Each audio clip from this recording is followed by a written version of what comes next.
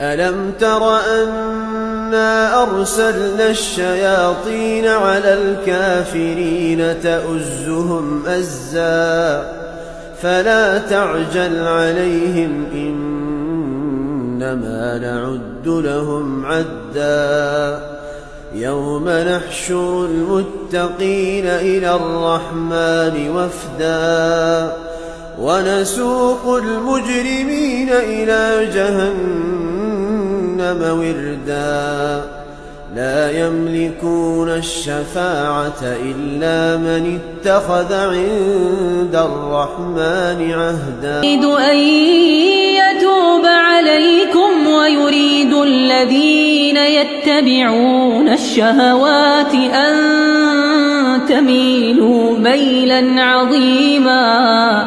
يريد الله أن يخفف عنكم وخلق الإنسان ضعيفا.